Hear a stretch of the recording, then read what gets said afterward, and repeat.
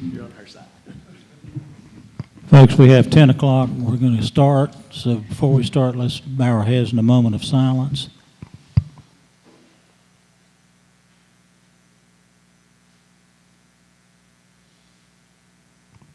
Amen. Commissioners, we have convened the meeting for a budget workshop. Do I hear a motion to proceed?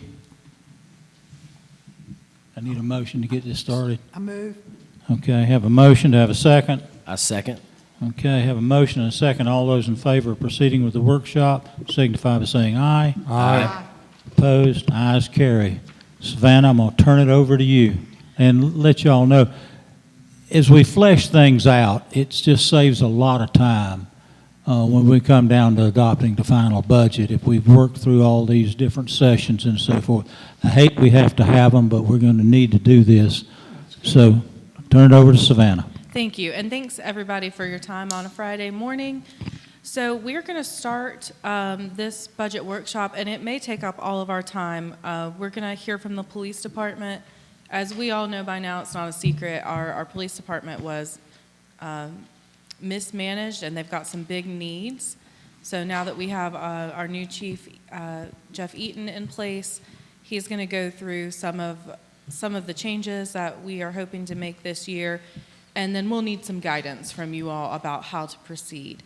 So he's going to make a presentation. If you will, just hold your questions till the end so that he can get through everything that he needs to say, and then he'll be available for questions after his presentation. And if we have time at the end, I'll cover a few other items that are on my mind this morning. So You know that's hard. I know it's hard. For some of us. It is hard. We can do it. But I'll go ahead and turn it over to Chief Eaton.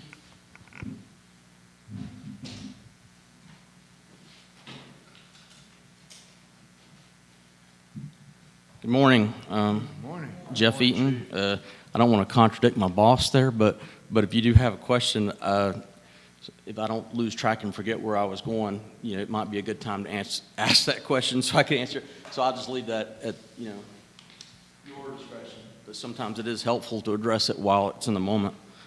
If you look at the budget up front, some of the things I want to say that are kind of challenging, and I'd like you to consider in looking at it, is it was difficult to kind of go back and dissect the budget and figure out where we're at. It was difficult to see what expenditures had been made over the years.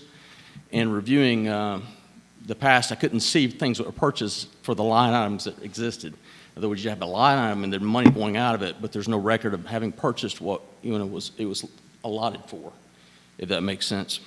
So I had to kind of go back, and each of these line items, it's not like focusing on an actual increase. It's looking at dissecting what that line item is supposed to be used for, doing the math of what is needed to be purchased with that line item and what is it equal.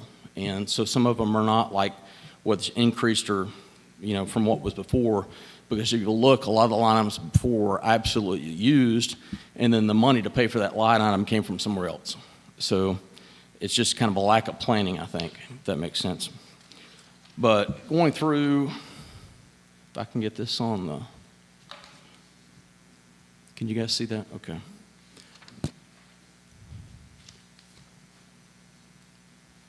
Let me see if we can grab it. Here. So the first slide just kind of orients you a little bit to 21st century policing. And when I'm trying to keep the budget in mind there, I look at each one of those areas to see if we're addressing that within the budget. Are we taking care of officer wellness? Are we building trust with the community? Are we maintaining our equipment? Are we increasing our technology? Those are things that I think President Obama came out and said, these are what you need to be focusing on as an agency to keep a professional community policing oriented agency. So moving on to the first few slides, the salary and wages, those are not really things I affect. Those are established and they're kind of entered by Rachel. I would say on one thing, if you'll note on salary and wages, so one of the struggles I had was all the part-time, we use a lot of part-time resources to augment when you have one officer per shift and you have absences, it's either me or a part-timer filling it in. So I kind of need to know, and particularly if you have a vacancy coming up, how much part-time money do I have allotted so that I can, over the course of the year, manage that comp time so that when somebody's leaves or exits, we're not paying out, such a large percentage of our budget all at once. So I asked her to separate. It was already in computer systems, so we separated that line item, which will show down later, of part-time versus full-time officers. So that number goes down just slightly. If you'll move on to medical certification. The state recently changed the requirements and mandated that every officer has a psychological exam before hiring. And so there are a lot of officers that were grandfathered in. If they change agencies now, they have to go back and have a psychological exam. Well, onboarding that combined with the physical and the psychological exam, that's about $1,000 per officer to onboard that person just for the certification purposes. We're on page 7. Apologize for some of that stuff I skipped over that I don't really have much effect on. Everybody's caught up with me. I'll continue. So that, if you look, previously it says actual $1,000, but I guarantee you that money was pulled from other line items to pay for that. And I think when you're building, you have to kind of build a reserve pool to have a couple of active part-time officers that may be looking for full-time employment. So you've got a selection to pick from if you lose someone, and you have an ability to kind of look at their work quality before you bring them on full-time. And then you get a good pick for the agency. They know what they're getting into. It's kind of a win-win for everybody involved. But that takes planning and a little bit of money to do that. So with law enforcement in general, the state just did a study, and they said that attrition rate is about 36% of new officers within the first year leave, okay? Overall, I think it's about 18%. So you have to put enough money in that to expect attrition. And we may not have it, but at least when we plan for it, we've got the money there to bring it on, right? If we don't use it, it can go back in the general fund or be repurposed for some other unexpected emergency. But so I'm asking for $3,000 in that line item where there was $1,000 before. Telephone, the existing service was in effect, and I think it was budgeted for $3,000. I don't want to dwell on this. It should sort of come up later, but I know I've independently had several discussions with you all about the need for a record management system in the RMS product, and the disconnect between us and the county as far as they dispatch for us, but we can't access their system. And we, in effect, have no record management system. So it's just trying to take reports and put them in some type of a filing system where you can find them later. You can't, as a supervisor, access what calls happened last night without trying to reinvent the wheel. And it leads to duplication and confusion and a lack of officer safety because, Black Mountain's responding to back us up. They can't see where we're at. They can't see on their map. The systems don't integrate. And I'll be quite honest with you, I will tell you that I'm not sure we're at a point where we can afford RMS. I've been in negotiations with a project manager from the county, and RMS is not in this budget, okay? It is not in this It is budget? not in this budget. There are some stopgap measures that I think will get us through, and I'll tell you why it's not in this budget. So working with Eric Groff from the county, he's the project manager, it's going to cost us to join the system right now about $30,000 a year for 2 years. 2 years, that product is sunsetting, and right now they're looking at onboarding a new product. So he can't tell us exactly what that product's going to be, so he can't tell us exactly how much it's going to cost. But the anticipated, you're going to have like a year after year expense for the product, but you're also going to have some startup costs. So year 1 and 2 would be about $30,000. Year 3, when we switch to the new product, you're going to have some upstart expenses, and it's going to be between $50,000 and $60,000. And that's going to be the case for 2 years, and then after that, it's really unknown how much it's going to cost. It's probably going to be somewhere between that $30,000 and $60,000 figure.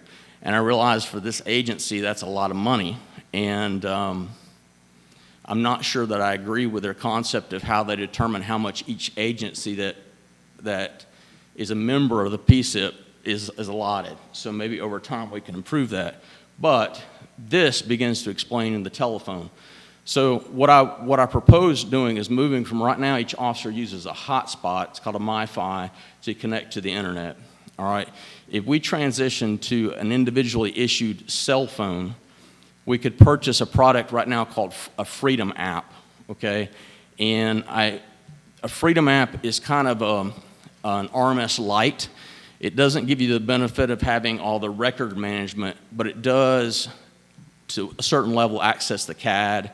You can see the calls pending, as we've talked about before, Tom. You can, as a supervisor, you have a lot more oversight into looking up the call, seeing the notes, seeing what happened last night, reviewing those things. You have premise histories where you can see, okay, how many events have occurred at this location. But the biggest thing out of this with a telephone is it ties in GPS so that communications via that Freedom app can see where the officer's at, or Black Mountain responding as backup, or if we're trying to find the fire department or vice versa. You can see on the map where that's at, and that really increases officer safety. It increases the service to the public and gets the officer there quicker, gets other assistants there quickly. So I think it's a good, kind of bridge to that. It's more money than I want to pay. It'll come up later. It's about, we'll say $12,000 to $15,000. And that's a lot for just that product versus $30,000 to get the whole RMS. But I think right now it kind of is what it is. We're looking at other options there. But in order to use that, you would need the phone, and you need individual logins, and trying to do that on a hot seat. The state's gotten so secure that you have multi-factor authentications, and you have them for different products.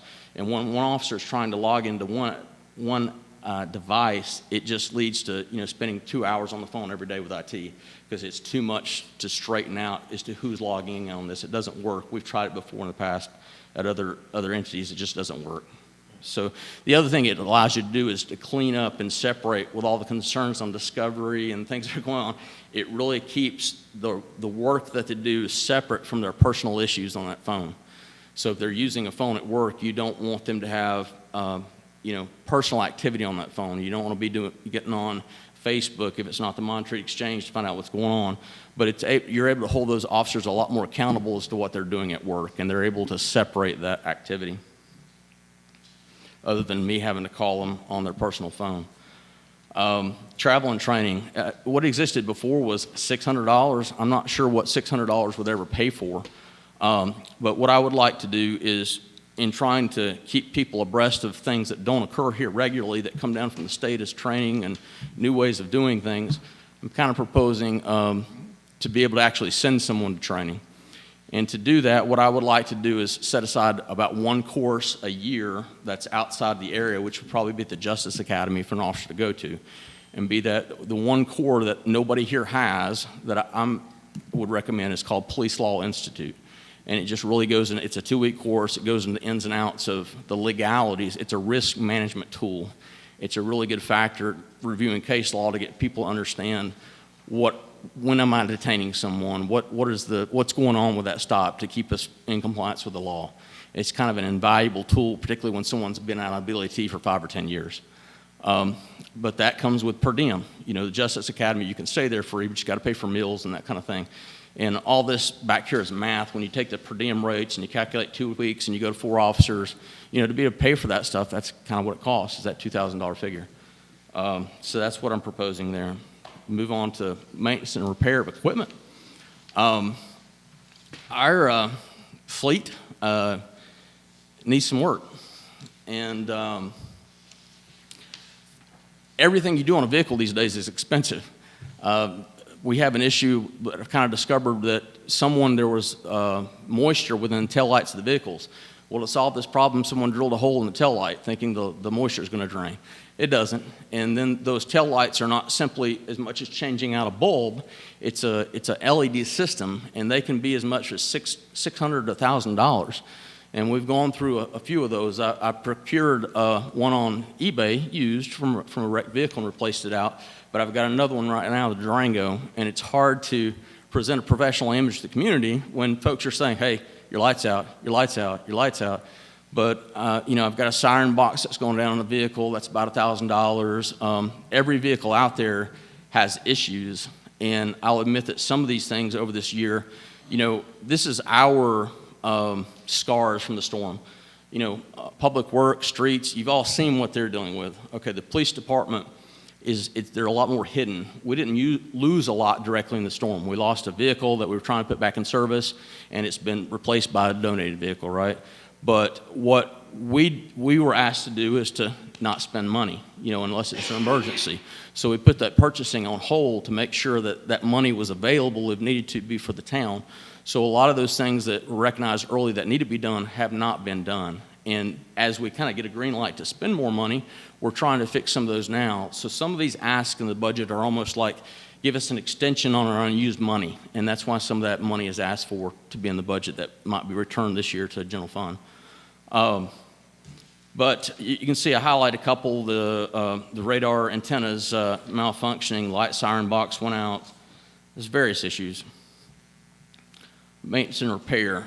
This is an important slide, and I'm not going to go over the complete thing. You guys can read and look at it as it comes. But one of the things about Montreat's a little unique is our patrol vehicles here rarely get over 30, 35 miles an hour. That's not real healthy for a vehicle. It builds, I looked at a lot of the purchases over time, and we're spending a lot of money like getting the fuel systems clean, dealing with rough idling, dealing with breakdowns that lead to, if you think about it this way, and it's not exactly analogous, but you think about it as we all age and we get up in the morning and we're kind of slow to get moving, or we go out and somebody challenges us to go golf and we haven't done it in a while, or pickleball, and you hadn't worked through those gears, and all of a sudden you go and, oh, that hurts, It's kind of like that with a vehicle. They don't get up to highway speed. They don't go through the things that they're designed to do, and that leads to maintenance and issues with the vehicle. And it's reflected here when you look at the idle times. You look at my vehicle, 2013, it's got 121 miles. It's not been used for a lot of patrol. It's kind of it's been over the course of time, get here, that kind of thing. I would predict is what's going on in the past. But it has a 37% idle rate. And where do you get that is looking at the vehicle hours versus the idle hours. Okay, and I would venture to say that's probably not too off from agencies that are highly active and busy. Okay. When you say idle hours, does that mean you're out but sitting with the engine on? Yes, sir. It's easy to say, well, we're not going to idle vehicles. Okay.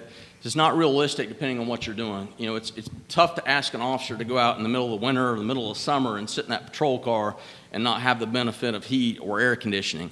Sometimes you have to get out of the vehicle and keep your radar running, your lights running, your computer running. Those things require energy. So if you turn off the vehicle and come out, your car don't crank.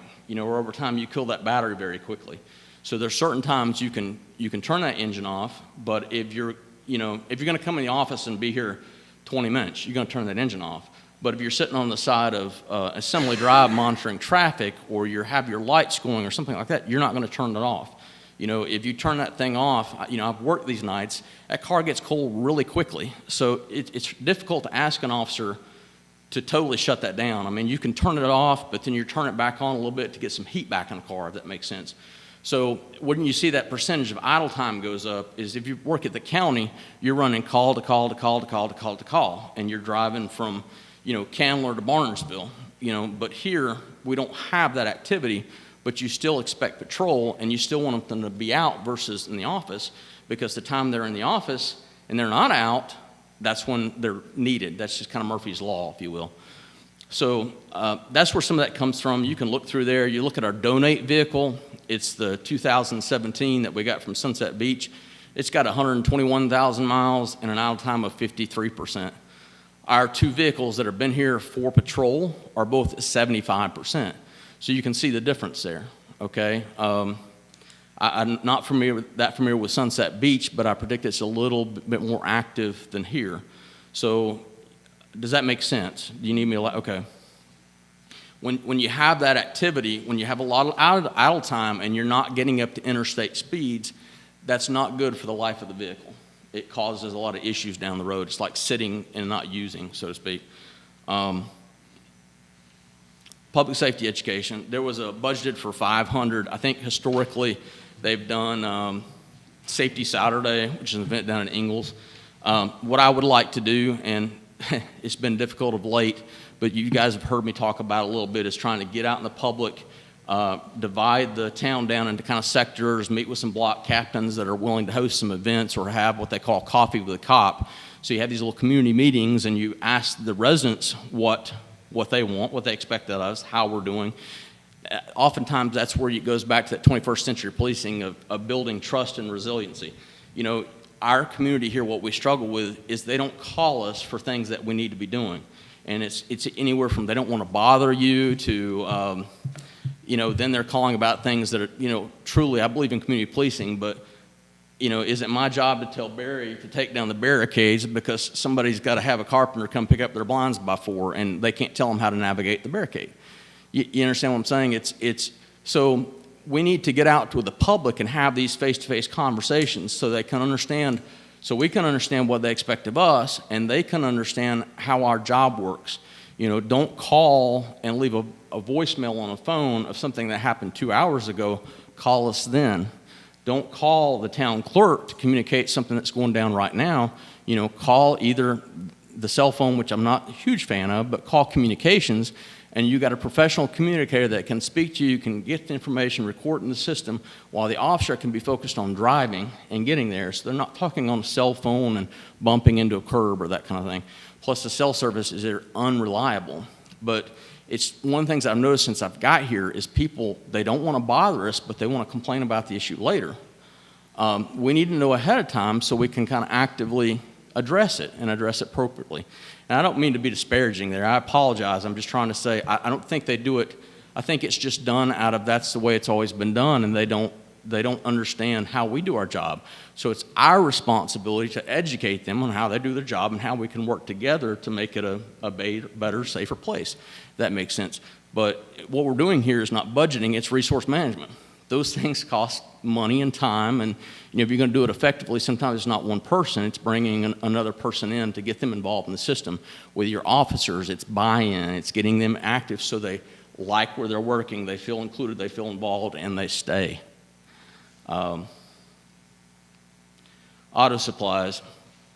Currently, since we started, we began to keep a log of how much they're driving each day, okay? And when you look at like what in past budgets, what has, or I think you may have a note there about like what the average is for the month. For the first 10 years, you can't, that's not meaningful because if you look back and you think about it, a good bit of that time, you didn't have half a department. You had Black Mountain covering shifts. That's Black Mountain's fuel. You know, you're not expending those things that need to be expended. And since we've been recording the mileage, you see that mileage being increased a little bit. And what I would argue to that's oversight. You know, that's oh, she's paying attention, the captain's paying attention to what we're doing. I need to make sure I'm out patrolling, if that makes sense. Since I got here, I've heard, I want your officers more visible. I want to be seen. Well, I agree, but visibility costs money. You know, it's that resource management. If they're going to be out there, that means driving more, that means more fuel. It also means keeping those vehicles more well-oiled, if that makes sense, and functioning as they're intended to. So this is kind of a twofold slide here. What I would like to propose based on is a slight increase from that, you know, average of 30 miles a day to 40 miles a day. And then plus, I would propose to you a take-home vehicle policy. I think that does a number of things. You won't find another municipality or local government in the county, or I would say you'd be hard-pressed in most of western North Carolina to find one that does not have take-home vehicles. That always is something that makes that grass look greener. You know, if you get, what? You know, I've had people call me about jobs, and when I'm talking to them on the phone to see if it's a good fit, they hear we don't have take-home vehicles, and it's like, click, you know. So the other thing I would say that it does to you, it really assigns that accountability to the vehicle. It gets it up going on those interstate speeds daily to clean out that carbon, to go through those gears. It gives a time to the officer to say, what's that noise? You know, what's going on? And that way you get more attention to that repair more quickly before it becomes more damaging. We had a vehicle here that we just spent $4,000 on it that kind of, in researching through, I found out there was a recall back in 21 on the vehicle that was never noticed or assessed, and now we spent $4,000 of our money to fix it. And I think that was because the issue occurred so infrequently because it wasn't being pushed to that level that it is when it gets up on the interstate, if that makes sense. So I think when you average out a take-home policy, looking at the mileage of where the distance where folks live, calculating the mileage for fuel, the service, the tires, the brakes, those increases, we sit down and done that math, and it comes out to be about $1,700 per officer. And that when you add all that up, it's a lot of money, but also I would impart to you that $1,700 a month per officer to increase that morale and officer wellness and retain that officer versus having to find a replacement, going without, retraining is an incredible benefit that I would ask you to consider. Any questions on that slide while we're there? Can I ask a question? We've talked about this through the years, and you make a very good case for it. When you do that, do you give the officers any rules on how they can use it once that vehicle's with them at home? Yes, absolutely. I mean, there's standard. There's many of them out there. They'll have differences, but they're pretty similar on a policy. If you're not using the vehicle unless you're on duty or you're cleaning it, we might allow them.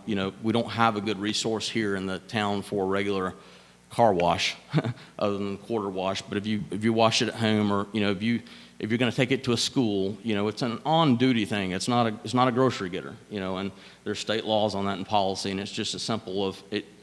That leads me to a good segue to remember training, and policy review, which will come up later. But let me address that a little bit more down the road if that hasn't adequately done so. But so moving on.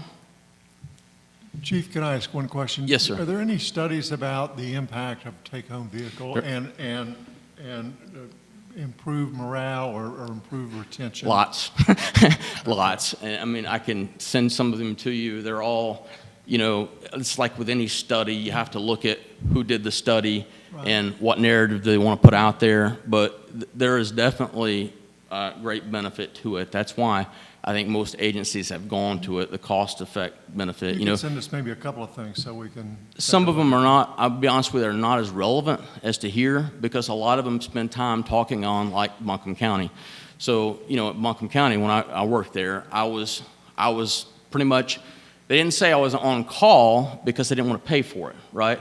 But since I started there, you had a car and you had a phone and you were available to the sheriff. If they called you, they expect you to answer. If they need you to come in, you could come in. But the thing it does is it spreads out those vehicles in the community, and people realize, oh, that's where the cop is, or I better be careful here. We don't really see that effect here because we don't have a lot of officers that are going to live in the community. But what it does do for us is some of the things I've talked about before. But morale is huge. I mean, there's so much plausible, so you get into an issue where you're not using, if you have one or two cars, right, you're going to run the heck out of those things, and they're going to be hot seated 24/7, and they're going to go down. If you have two and one goes down, that's 50% of your fleet, right? If you have four or however you need, you kind of spread out that effect on the car, and they last longer, and the miles is not as hard. But the other thing it does is it assigns that accountability. I'm not asking or recommending that someone's going to go home and wax this thing on their off duty. But does it happen? Absolutely. Because they want to be proud in what that vehicle looks like when they get here, and they can't do it in this environment. So when you give someone that ability to take that car home, they have much more pride in it. They have accountability. It's mine. If something happens to it, if it's a damage to it, it's mine. I own that. Versus, well, there's 3 people that drove that car last week. We just discovered this dent or the scratch. Where'd it come from? Or the siren control boxes, there's a smell going on. What's that smell? Well, that's not my car. I'll let somebody else deal with it. And because I don't want to tick off the chief and find out we're going to spend $1,000 or what. I'll just ignore it. It'll probably get better and go away. That's what I'm talking about. If that makes sense. Add to that, just very briefly, that we are the only police department in Buncombe County, municipal police department, that does not offer a take-home car. The only departments in the county that I'm aware of that don't are the Asheville Airport. I think UNCA Police, although I'm not positive of that, AB Tech Police, Biltmore Company, the estate, which I don't know that they can exactly, but any other department you'll find has a take-home vehicle. And that's not exclusive to Western North Carolina. That's or not exclusive to Buncombe County. That's pretty much the entire state, if not nationally these days. But uniforms. What I would like to move to is basically looking how I'm looking right now. We have so many different things issued. We don't have what the word means, uniform. Looking back at purchases, folks were maybe only given 2 uniforms.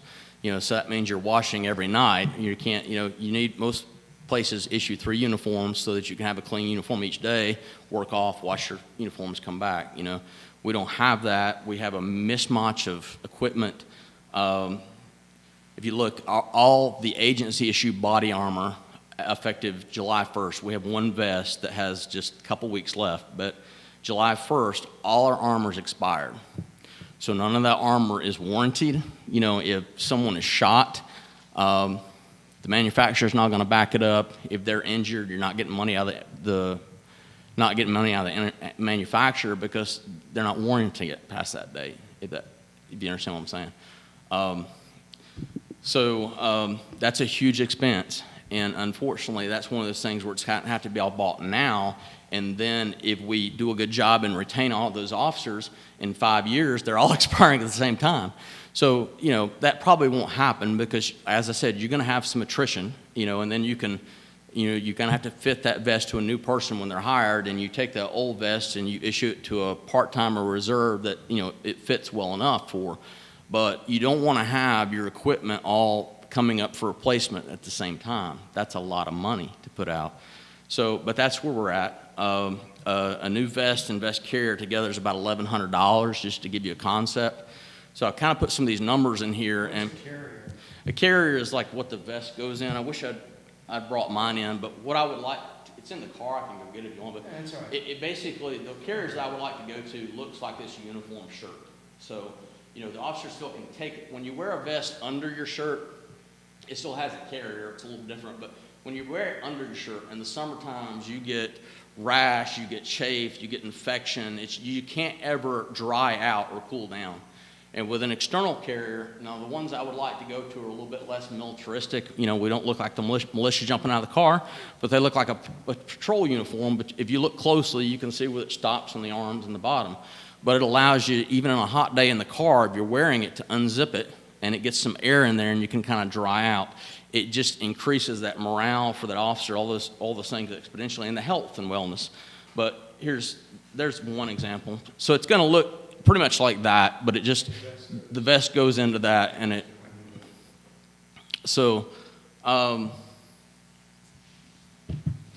our uniforms is a 2-fold slide. When I go to the next one, the problem is we don't have, when I got here, I think Olivia comes to me and says, "Do you have any cuffs?" And I'm like, "Well, what do you mean you have any cuffs?" And she was never issued a pair of cuffs. So I gave her a pair of my cuffs because we don't have any. And when you look at where people are wearing different things and nobody looks the same, and why are you wearing that? Well, it's mine. I had to buy it or it was purchased. So I can't find receipts of where equipment was bought and purchased. And then when you have no receipt of when it was issued, how do you expect to get it back? Because you can't show what you issued that person, if that makes sense. It kind of goes back to my Army days. You stand in line and check, sign, and that's what I want. And I'm pulling it. If I'm pulling your teeth, or I'm getting it back out of you, if that makes sense. Because here's my thing: you're going to give me your money or give me your equipment. Had to buy a couple Kevlars when I went to officer camp school because they get stolen. But you're accountable for that item. And then they look the same. They feel pride in their uniform. They don't. If you look like a slob, you feel like a slob. People treat you like a slob. There are a lot of studies, as you mentioned, in law enforcement, when you have that person that comes into town that's that hardened criminal that shows up, and they get out of the car and they assess that one, they're like, "Yeah, I can take him. He's not watching what I'm doing. She's not watching what they're doing. Look at her. They look like a slob." That there are more assaults that occurs on those type of officers just by look and presentation. That's the first level of use of force is officer presence. And part of your officer presence is how you look. You know, whether you all admit it or not, think back at least to your teenage years and you're like, you know, you're eyeing somebody and sizing them up. So that's all, it speaks to that, but that's money. And it won't be, you know, maintenance. So, you know, if you look at 4 vests for full-time officers, that's $2,500. That's a good chunk of that $6,000 budget. Some of that, I think, quite possibly, I can get 2 vests for the remainder of the budget that we've got left right now. But we've got to start, you know, in some of that stuff that leaves next year 2 more. Jeff, go back to the previous slide on slide 15. When you 15? say one replacement uniform for each officer is $1,500, what does that include? So let me elaborate on that a little bit. If I onboard a complete new person, which we're fixing to do, we're filling that last vacancy with part-time help right now that wants to work full-time, and we don't have a problem staffing our slots. But when I onboard that person, I need to outfit them. Okay, so a new vest is $1,100. If I get 3 short sleeve shirts and 3 pants and stop, and I don't buy them long sleeve shirts until they stay here a few months and winter comes, and I make sure they're staying, and that way I haven't unnecessarily bought, you know, long sleeve shirts. But when I buy 3 short sleeve shirts, 3 long sleeve shirts, and 3 pairs of pants, if I buy just simplistic, you know, patrol officer may want to carry some more stuff. If I just buy a duty belt, a magazine carrier, a magazine pouch, holster, which we don't have stock. I've issued a couple people holsters that I personally own, so they have something to use. But if I buy that equipment, and that's it, a vest, you know, we're not buying boots, we're not buying things of that with that money. That is $2,500 to outfit that one officer. Okay, if you look at to maintain that over the course of a year, so let's say I think it's reasonable to get 1 set of uniforms a year. So you get 3 initially, and the maintenance this year, it's likely you're gonna pick one, it's gonna do something, you get 1 replacement. So each year to buy 1 pair of pants, 1 short sleeve shirt, and 1 long sleeve shirt is gonna, for 4 officers, is gonna be $1,500. And there's a little bit of money in there too to address the 2 reserves that you maintain, you know. And I say 2, we have more, but generally we have about 2 or 3 that are actually actively working, that are not sworn through Black Mountain and just that type of thing. So that's what it costs. Does that answer your question, sir? Yes, thank you.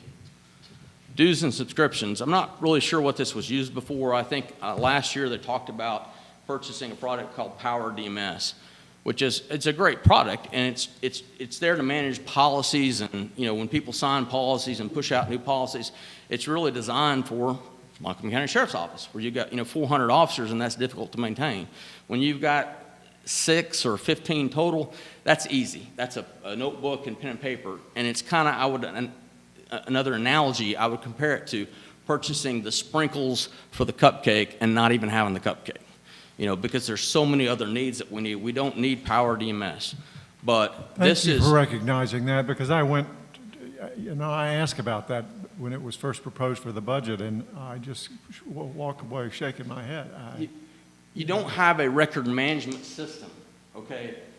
That increases all kinds of risk for the town, because you have compliance issues of how long do you have to maintain this document.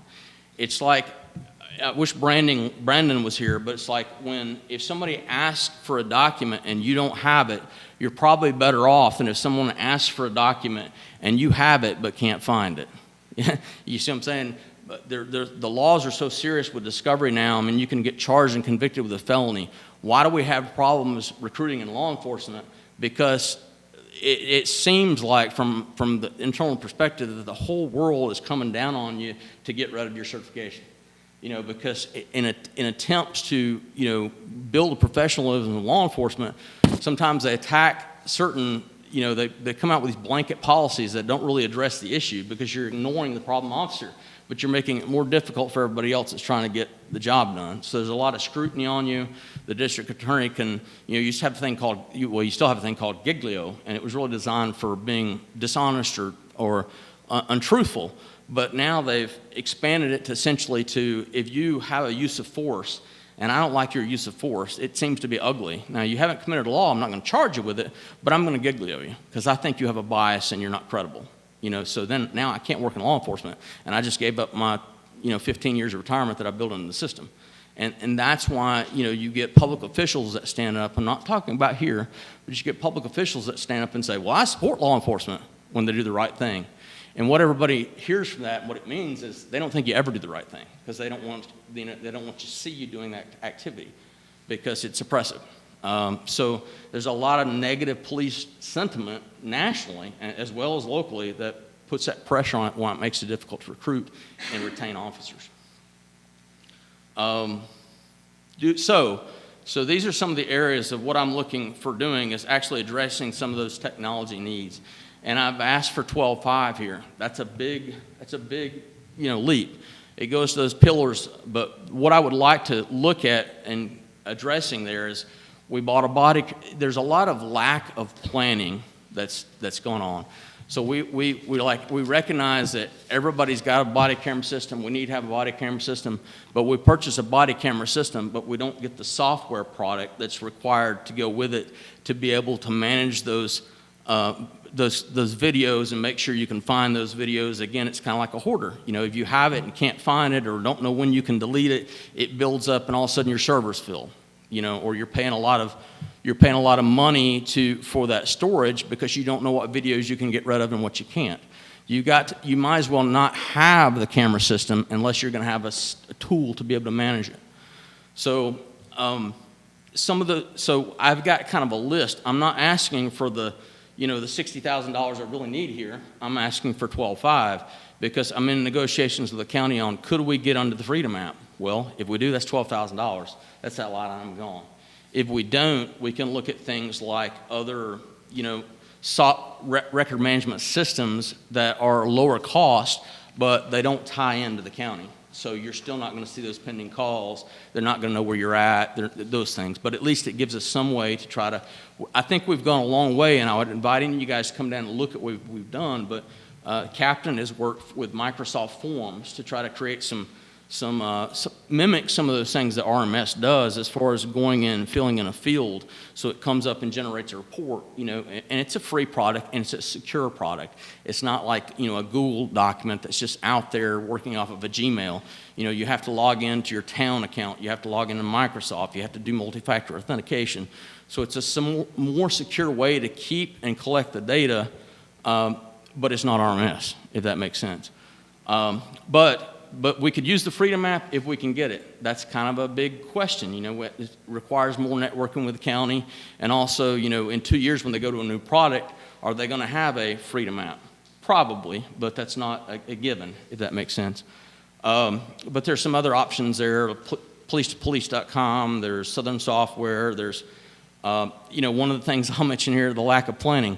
So when we came in, or when Tim became the interim chief, he found brand new tasers sitting on a shelf that were purchased 2 years ago that were never issued. And, you have to think about when you're going to procure those tasers, how much is it going to cost me to train these officers each year on these tasers, because it's an annual research just like firearms. So you have to think about those things. And I think that was my explanation of why they weren't issued, because it couldn't coordinate to get the training to get them issued. So you have to kind of look, it's my technology slush fund, if you will. Depends on what I'm going to use as to what I'm able to wrangle in that line. Machinery and equipment, that is increased. So just to go back to dues and subscriptions. Yes, sir. Are you saying that you're asking for that much, but you don't have it broken down to total 12.5? You just want to see what the year brings? I have it broken down. What is not certain, what is the commitment for which product? So what I would love to do, I hate to pay $12,000 for Freedom, but it beats 30 and 60 down the road, right? It's not as robust. It doesn't do the things that RMS does, but it does increase some of those officer safety and service to community things of knowing whether there's an officer at sea. So that product right now, guesstimated, is about $12,000, right? So we get that line item's gone. If we don't get that, you know, we need to look at, okay, do we need to get, is it time to replace the body cameras? Can we buy a software that these body cameras work with so we can manage that stuff? Can we buy police2police.com is a product that I use at Biltmore Forest, use at Black Mountain. They don't have the same record management system as the county, but it's kind of like an RMS Lite. They can log in and they can do some of the searching and get this information from all over the nation that's shared by different law enforcement. We don't have that tool right now. If we want to access that, we got to call somebody and go around. And so, you know, P2P is, I think, about $4,500, $5,000 if we were to go that route. Southern Software is another vendor that does an RMS, but it would be like standalone. It wouldn't be integrated with the county. To begin with, that's about $13,000, and then annually after that, it's maybe $5,000. But so there's a number of things that if we are unable to get into freedom that we can get that increases that, you know, professionalism of the agency, reduces our risk because we're able to, you know, find documents, et cetera. But they're not RMS. Is that? Thanks. Chief, Yes, sir.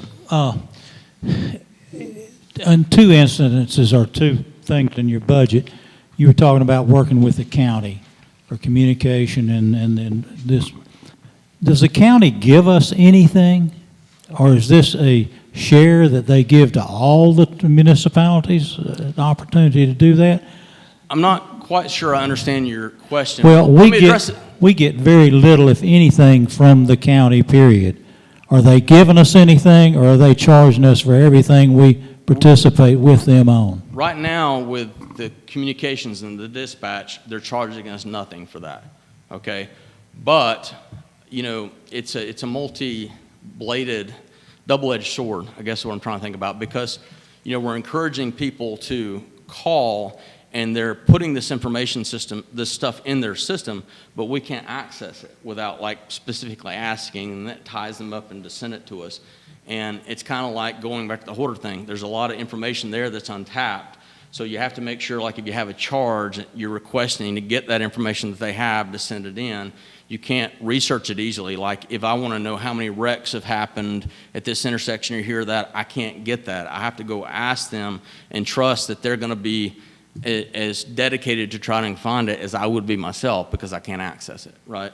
So it's the oversight. You go back to 21st century policing, you talk about oversight, and that may be an ugly word these days, I don't know, but it's that ability to supervise. You know, in my career, I've supervised lots of entities that are working 24/7 and working when I'm off, but what I have is tools to be able to see what they're doing, right? They're doing reports, I can go track their GPS and see where it was at. I can pull up this call and see what happened here because I've got a communicator taking.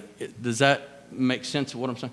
Yeah, it does. I was just thinking about talking to some of the county commissioners and saying, look, we pay a lot of taxes from Montreat, and we need to get something back. We don't support, or you don't get a lot of money from Montreat that goes to schools, because we have very few school students in the public school system from Montreat. So- We just don't get many things back from the county, and I wanted to complain to some of them and tell them to make it more equitable. To answer the second part of that question, this is probably a little bit better. I began to slip. You know, I came out of retirement, so give me a little bit to get that brain oil back up. But so there's something called a PSIP. It's a Public Safety Interagency Partnership. Okay, and most of the, not all, but most of the agencies in the county participate in that. We don't. So the agencies that participate in that, they get the benefit. It's kind of like a shared communal resource. So all the technology, like if one entity purchases technology, they all get access to it, right? But they share in the cost of that. And that's where that figure would come from for like the RMS. You're not just buying RMS, you're getting into that system. There's a few agencies that don't necessarily participate in that. For instance, one being like Biltmore Forest.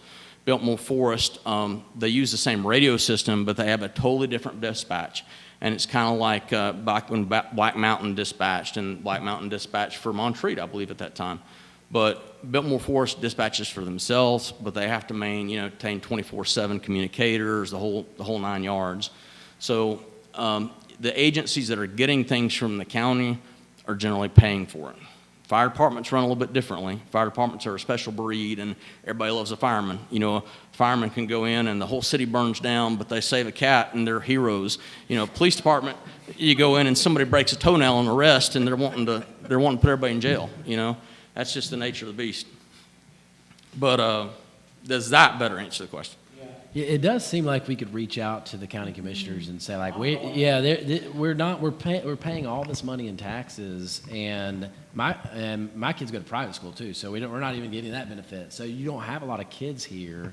There's not it is. What we don't want to do, and I'm for talking to the county commissioners and seeing if we could maybe I won't get a make break them. on I getting won't on make them mad, our mess, Savannah. but what we don't want to lose is our, they do not charge us for dispatch right now. They I know. used to, they don't anymore, and it would be a bummer to have Oh, to I'm pay for sure. that again. It So- was expensive. It was very But expensive. I think it's worth a conversation with them. Well, it would be just a conversation. I wouldn't make that- them mad. To that point, we've had some conversations with the IT, some of the agency heads.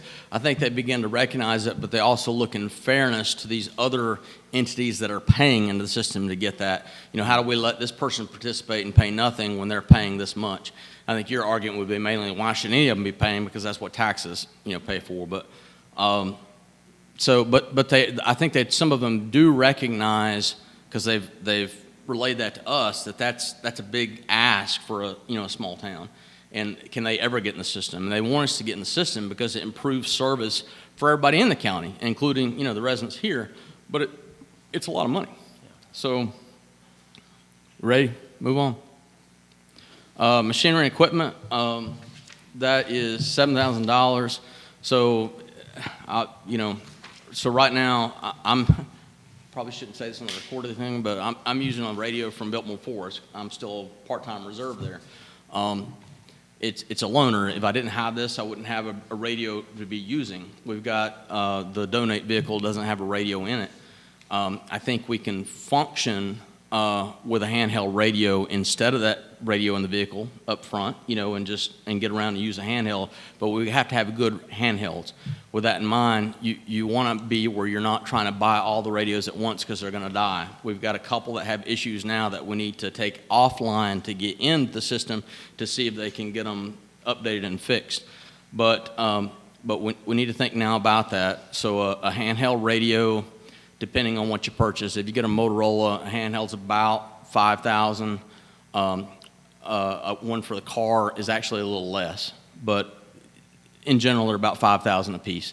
You can go to a product called Kenwood, which is something that Biltmore Forest uses, and they're a little bit cheaper, maybe $3,500, $4,000, but it's costly. Certainly $1,300 doesn't get that. But one of the these things. are ham radios. Say again. These are ham radios. They're not ham radios. It's called a Viper system. They're 700, 800 megahertz systems, and it's a trunk system, and it's what the county uses. You can't talk to communications, or you can't talk to Black Mountain without having that type of radio, and they're expensive. And this is addressed in another slide, but I'll go ahead and say it now, so I'm not senile and forget about it. When I got here and I'm trying to learning the agency, I was watching officers come in, and can I borrow your radio print? They were like, I saw one, if I can get off. Okay, he's like, so in firearms, you do what's called seating a magazine. If you've ever been in the military, you slap that puppy in, because if you don't do that hard, you're gonna have a malfunction. So that is a learned behavior, and it's like muscle memory. So I see the guy, with a radio, and I'll mimic, but he's going, bam. And I'm like, dude, man, that's a $5,000 radio there, be careful. And so as I go to look at what they're doing and I try to mimic his behavior, I can't install the radio, the battery, I can't remove the battery. And I'm sitting here, struggling, and I get Mr. Arms down here to come, pull it off. And what we find out is I don't think they've ever been replaced, the batteries, and they're swollen. And this is a lithium-ion battery. That's a fire hazard. That's extreme. You've all seen probably, I don't know if you all, you've probably been on social media, on Facebook or YouTube, and you've seen the guy take the scooter into the elevator and all of a sudden the thing catches fire. You know, when lithium-ion batteries, they have to be replaced, and if they're deformed at all, you got to replace them. So you're looking at potentially burning down someone's house or their person, or destroying a $5,000 radio because you're having to slap it in there to get to work. Does that make sense? So you got to spend a little bit of money. You know, these cost to buy, we have 6, to buy about 6 batteries, about $1,000. But they recommend replacing these about every 18 to 24 months. We have AEDs. What's an AD? It's an automatic defibrillator. I've got a budget for, but what you see, you know, most places you walk in and they have like a fire extinguisher box. You got a box you pull out, somebody goes down, and you can work on it. Right. So we have 7 of those. 4 of them are unissued, sitting on the shelves with dead batteries. So why do you buy a product and you don't plan to have batteries to replace like the manufacturer? And again, if you use that thing and it didn't work appropriately, do you put yourself up for risk because you didn't replace it with manufacturer's recommendations? That makes sense. So they're sitting on a shelf unissued. We have enough to put an AED in each patrol car and buy a box here to put on the wall so that when we have town hall meetings or when somebody comes in, you know, looking for help, because they don't call 911, they come down and knock and they pass out, you know, anybody here, it's an AED, you turn it on, it tells you how to use it, right? So you can pull that sucker out and go to work on them right there. That makes sense. But you got to buy batteries. You got to buy pads. Batteries and pads for AEDs is about $1,500. With our population here, you know, I think it's extremely important to have that available as quickly as you can get it, you know, to that person that may need their heart started. And even in the summer with all the children, you know, things happen. It's just important to be able to have that and have it there when you need it, not purchase it and put it on the shelf. Part-time officers, okay, this is another big, huge ask, okay? Again, this is separated out from that first line item. I think initially, in speaking with Rachel, and correct me if I'm wrong, but I think the line item for part-time was included in full-time salaries, and before it would pay for about 1,400 hours, I think, 1,450, yeah, about roughly 1,500 hours, okay? I wanted to separate that out so we can be able to track and manage that better. One of the reasons we were in significant trouble with the budget was payouts. This town is a little bit unique in, you know, most law enforcement agencies pay officers for those 4 extra hours they work. You know, they can work 84 hours versus 80 without, you know, gaining time and a half. Well, the comp time, the vacation that we pay in the town or we allocate to that benefit of the officer, when you have 4 patrol officers, that equals 1 full-time equivalent. So if they actually take that time off and you maintenance that time so it doesn't build up and you're paying somebody a half a year after they're gone. You know, I've got one officer that had over 700 hours of comp time, I think. You know, that's literally approaching half a year. But so when that person leaves, we have to pay all that out, and it wasn't budgeted for. So now what things are you not maintaining, and now you have batteries that are fire hazards because you haven't managed that. So if you have a line item of money to help manage that, I recognize it's a small town. I know that I'm expected to work and fill in when someone is out, but I can't cover my job and a full-time equivalency, right? I mean, that's 2,000 hours a year. So what I'm asking for is to increase that $1,400 or $1,500 to about $2,080, which is a full-time equivalency. So then what I'm going to do is I'm going to say, hey, here's a calendar. Give me your days off. And it goes back to that wellness. You come to work, all of a sudden you forget, I hadn't had any days off or I hadn't taken vacation in a long time. And then you want it and you can't get it because we don't have a plan so give me your days off. I'm going to schedule you days off. So I'm going to work on keeping that comp time down so it doesn't build, and I got to pay it all out at once. And that's what I do with this part-time line item, you know. So what I've done, if you look, is taken 2080, which is a full-time equivalent, and Captain Tim, I forgot, Captain Bradley, I apologize. Captain Bradley can work as a part-timer 999 hours a year without affecting his retirement. So I would like to tap in and utilize that, and I'm not saying he's going to work 999 hours, but I need to budget that much in case he does. And so I take that 999 hours and I subtract it from that 2080 full-time equivalent, and then I'm left with 1,081.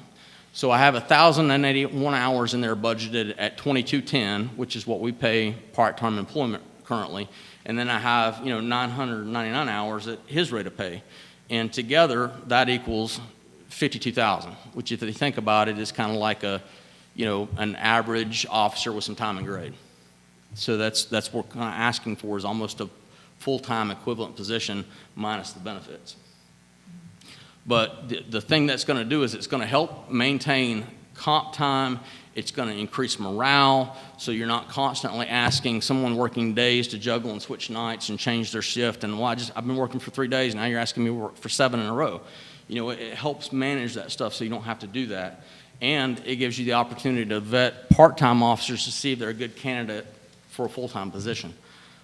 It keeps me from I've worked some nights and I'm not opposed to working nights, but it gives me the opportunity to fill in for absences on days, and then on nights I can use part-time officers to augment that. The other thing it builds in there is some training opportunities, okay? I'm an instructor, captain's been an instructor, have lots of experience, but we don't have a lot of face time with these officers, so it increases morale and it increases. I can't afford to send people to a lot of external training, but what I can do is, once every 2 months, bring them in and have, the guys that are working nights, they come in 2 hours early. The guys that are working days, they 2 hours late. The 2 that are off come in and get 4 hours. And then we'll have a half a shift training, and we cover things like, that's when some of that will be scheduled to cover firearms. That'll be covered TASER. That will go over the policy updates and reminders. That'll be like, okay, we're having an issue with this one. I want to address this issue and do some training on it. That'll be our coffee with a cop, so that we can come in and have more than just me. They can see that officers there and speak to them and engage the public.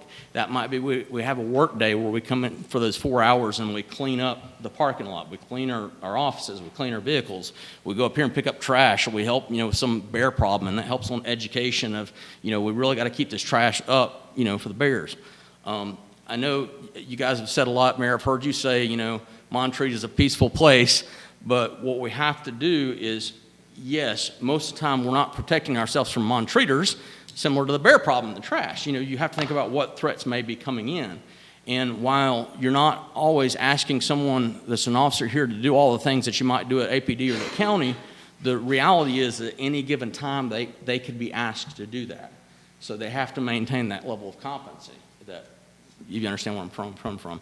It's difficult to train someone here because we don't have those variety and volumes of calls.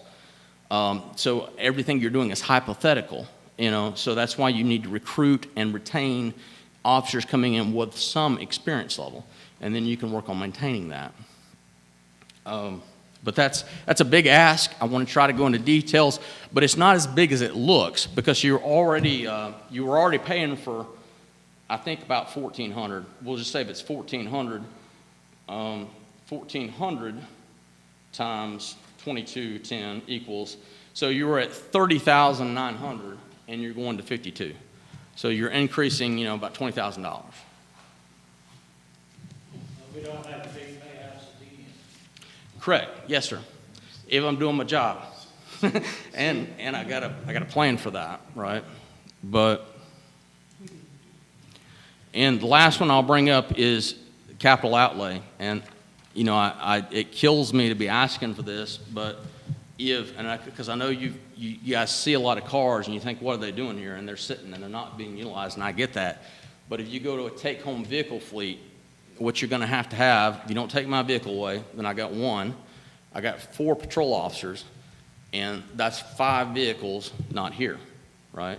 So if I have one goes down, or I have a part-timer keep from juggling, I have a 6th.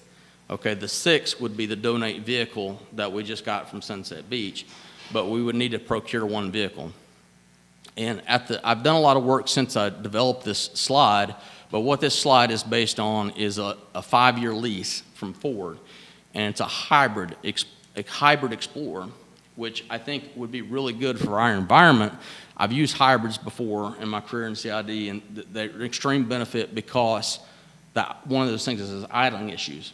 So when you're maintaining your lights and your radio and your radar and your heat and your cooling, you don't have to sit there and let that vehicle idle. It cuts off and uses that battery. When that battery gets below a threshold and needs to be recharged, the engine comes on and charges it, if that makes sense to maintain this equipment. So your idle hours, I think, are going to go considerably down. Plus, a lot of your commuting is, again, 20, 30 miles an hour. So if you're really not getting into it, you may not actually use that engine, you're using that battery. So that's an option. I recognize it's a costly option. You have a 5-year, which is really, they call it a lease, but it's really financing the vehicle. Because after the 5 years, you pay $1 and you own the vehicle. But you also have to look at what is the life expectancy of that battery. You know, I know in general, they a lot of times do last about 10 years as well as your old, kind of policy on replacement. But we've had some pretty old ones at the county, and I think it would be a prudent investment. And this gives you the ability to get one at, $14,000. I think totally, I've got my notes here someplace, but I think it's about, I think this equates to about $65,000, $70,000 over the 5 years. This is an option. Another option, as I called around, I didn't get responses in time to get them in the slide, but actually last night I got an email from the dealership that you guys got the Durango from. And they have a 3-year lease vehicle that's being turned in by an agency that wants to keep that modern car.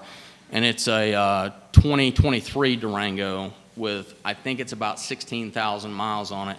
It's a V6 instead of the V8. So it gets better mileage. I think it's rated at getting about 22 miles per gallon. The current Durango we have right now, averaging, again, with those high idle times and not getting on the interstate and cleaning it out, it's getting a little less than 9 miles a gallon. It's 8 something. So city driving. I want to say that one's rated about 19 or 21, the V6 on city driving. So there are a number of options there. You're talking about a 3-year-old vehicle. For a new one is a new Durango 2025 is about $42,000, not including upfitting. The used one is I think she reduced it to $29,700, and it has some equipment in it. It would still require some upfitting. Jeff, the Ford Explorer hybrid that you're talking about, how does that compare to the Ford Explorer Interceptor, which is the actual police vehicle made by Ford? I would say, other than listening to these annoying sounds that you have to get used to hearing, like when they turn on by themselves and you do things, the average officer is not going to see a difference. I mean, yeah, it's not going to be the best vehicle for getting out here in a 100-mile-per-hour pursuit that goes through 3 counties. We probably don't need to be doing that anyway. We're not going to be doing that a whole lot, if that makes sense. So I think for our purposes, I think it would be ideal. Now, I am in no way trying to push you guys towards purchasing that vehicle. I think we could be just as comfortable and happy with the used one, but obviously the downside of a used vehicle is, yeah, it's used, and to some degree, you don't necessarily, you spin the wheel a little bit. You're gambling because you don't know what's been done to that vehicle previously. You assume that if it's under lease, it's been maintained pretty well, but you just don't know. So we just spent $4,000 for the 2017 Explorer, and what I found out was there was a recall back in 2021 that would have replaced the cooling fans on them. But I don't know if we got it serviced or not. I'm guessing probably not. But now that what was identified as being need to be replaced that would have been paid by Ford, if it wasn't done, they're not paying for it now. If that makes so. Any questions related to this, or we'll go back to Savannah's guidance. Now is the time for questions that we can address. I apologize for being long-winded, but I think this is important, and I want to make sure you guys understand where I'm coming from. I think I've done my best to try to identify needs here, but every day we find things that are like, wow, that need to be addressed. Chief, I appreciate it. I don't have any questions. I don't have a specific question, but clearly what this budget includes is catching up and doing improvements that we didn't do for so many years. And I suspect that a lot of this 578K for this year would not a lot, but some portion of it would not be spent next year because you're replacing things and buying things that we should have bought through the years. And this is a catch-up game. Yes, sir, but, okay, is what I would say, is some of those figures I've tried to calculate in there, like, again, maintenance, so like the uniforms. You know, if you want to keep current, if you want to keep uniforms that are not faded and don't have holes at and haven't outgrown, and, you know, I'll put on 10 pounds, so I'm trying to button it and it doesn't quite button, or they're going out and replacing their own thing, you're going to have that maintenance cost of about, I think from recall, it's about $1,500 a year. Some of those items are going to be repetitive to ask, and they're not all of them, but some of them are going to be there so that we don't wind up in another catch-up year. But also, I would ask you to consider that we're probably at the end of this budget going to turn quite a bit back into fund balance, because we try to put the brakes on spending after the storm to, you know, to make sure that we had enough to get by for the remainder of the year. So there were things that recognized that should we wait on this or should we buy it now? And it was we opted to wait. And so yes and no. Yes, but Well, you don't have a whole lot. I mean, as of the end of March, you were about 70% spent of your total budget. So, I mean, you got a quarter left, and you're at 70%. So you don't have a lot of surplus. that's correct. And, I'll just make a comment that I think everybody in Montreat, residents, commission, is proud of, number one, our police force, but even more than that, what you two are doing to get us back into where we should be, but even upgrading from that.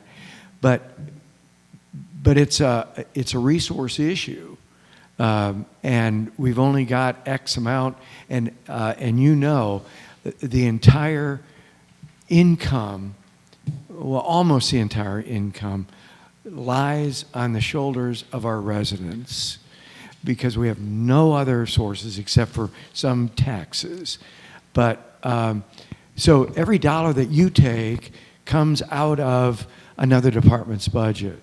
So I would just ask that as we refine the budget, that you guys look at what do we really need to be able to free money up for new bridges or other kinds of things that we have also done without.